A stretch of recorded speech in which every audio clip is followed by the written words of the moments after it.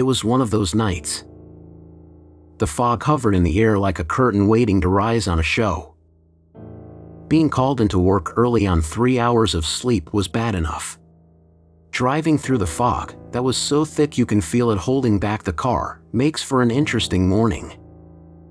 Maybe listening to Metallica at 3 a.m. wasn't the best choice. It started with the legs. As I drove, I saw a pair of blue jeans standing along the side of the road, just the legs. It was like someone had stood half a mannequin beside the road to freak people out. As I came closer, I could see there was a black hoodie on top of them in a vaguely human form. The head turned toward me, but I could see nothing inside the hood.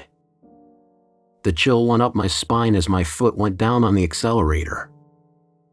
I was so freaked out that I never saw the deer running straight toward me. It wasn't until it was right beside my car that I noticed it. It startled me so badly that I swerved to miss it, and I ended up on a side road I'd never driven on or even seen before. I hadn't gone far before I calmed down and realized I had made a wrong turn.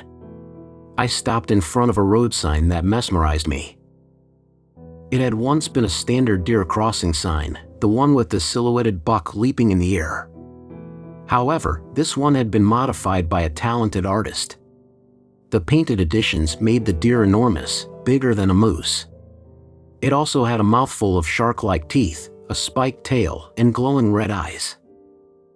The sight of this fanciful creature should have made me laugh, but after the morning I'd already had, it chilled me to the bone. I immediately did a 3-point turn and floored it. I made it maybe 100 yards. My front tire, which wasn't in the greatest shape, gave into the stress and had a catastrophic blowout. This, plus my speed, sent me careening off the road and into a deep ravine. At least that's where I woke up, in a deep ravine. I willed my blurry eyes to clear, and I was immediately sorry I had. Every window was shattered. Tree limbs shot all through the car's interior. My seatbelt held me fast, and the deflated airbag laid out before me like a miniature blanket of snow. I leaned forward and was hit twice. The first by pain. My chest and arms felt like they were on fire. The second was the realization that I wasn't on the ground. The car creaked and groaned when I moved. It stood straight up, resting precariously on a large tree limb. I couldn't see how far it was to the bottom because of the same fog that got me into this predicament. Okay, this is bad. I can't even hope for help. No one would ever see me down here. To keep me calm, I did some physical assessments, starting at the feet. Toes wiggle, that's good. Right leg bends. My left leg felt like it had been stabbed by 1,000 knives. I leaned forward just enough to see my leg. It was covered in blood. I tried to reach the wound, but I stopped when I heard a cracking sound. Okay, we'll come back to that. Moving on, my lower abdomen seemed okay, my ribs felt really painful, and my arms shot daggers every time I tried to move them. The most disturbing part of all this was the lack of blood on my shirt. Okay, possible broken leg, possible broken ribs, possible internal bleeding. Car destroyed, hanging precariously in a tree that could give out and send me falling to my death at any minute. Low possibility of rescue due to the early morning hour, fog, and being out of sight of the road.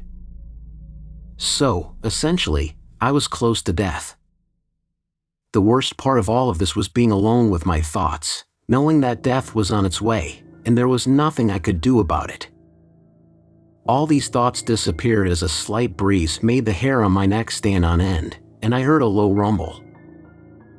I slowly turned to face the noise, and I wondered if I was hallucinating. I saw 2 huge red orbs coming steadily towards me out of the fog. As they approached, I could see they were attached to a monstrosity. The creature stopped right beside the car. My breathing became rapid and shallow as my heart jackhammered in my chest. Its glowing red eyes were the size of basketballs.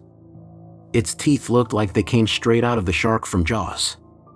Its claws were as long as hunting knives. I stifled a scream as my injuries were forgotten. The huge red eyes were so close I could feel the warmth coming off of them. It stared at me. It ripped the door off the car and inhaled as if sniffing me. It backed out, then grabbed the car and shook it out of the tree, until it toppled over onto its roof. The roof collapsed from the weight, and it missed crushing my head by mere inches. I nearly lost consciousness from the agonizing pain as I hung upside down from my seatbelt. The car began to move. Metal creaked as it was dragged through the woods. It was taking me back to its cave. I tried to reach the seatbelt release, but the pain was too great. I was being dragged helplessly to my death. For what seemed like an eternity, this ride from hell showed me the meaning of pain. Every bump and jostle was excruciating. The metal screeched in protest as the car finally stopped. The creature sniffed me again. The red orbs stared at me as if sizing me up to see if it would be enough trouble to rip me out of the car. In desperation, I used the only thing I had available to me. I reached up painfully and pressed the horn. The creature jumped and screamed a horribly loud cry that defied description.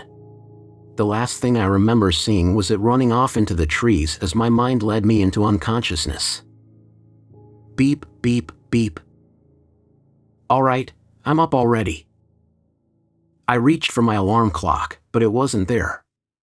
In fact, my bedroom wasn't there either. I woke to incessant beeps pounding my aching head.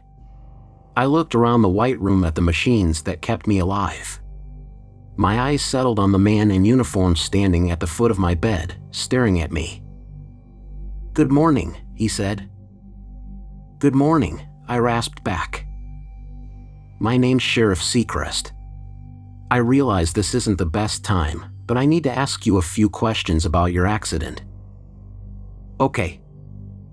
"From the skid marks on the road, I figured you were doing at least 80 when your tire blew. Any reason you were going that fast?" "I was scared," I said barely above a whisper. "Scared of what?" "Of whatever was in the fog." "So, what was in the fog?" I laid quiet for a long time. I wrestled with the implications of telling someone else what I saw. I wasn't even sure myself. My imagination. The sheriff seemed a little disappointed. "So how did your car get out of the tree, dragged 100 yards, and set on the side of a road?" "I don't know, Sheriff. I wish I had the answers for you, but I blacked out when I landed in that tree and woke up here." "And that's all you remember?" "Yes, sir." "Was there any wildlife around?" "What do you mean, wildlife?" "Oh, you know, squirrels, foxes, deer," he said, emphasizing the last word. "Nothing that I saw. As I said, I blacked out." He closed his notebook. "Thank you for your help. I hope you recover soon." "I hope so too." The sheriff started for the door, stopped, turned back, and looked into my eyes as if he desperately wanted to say something, then faltered and said, "You're very lucky to be alive." "I know."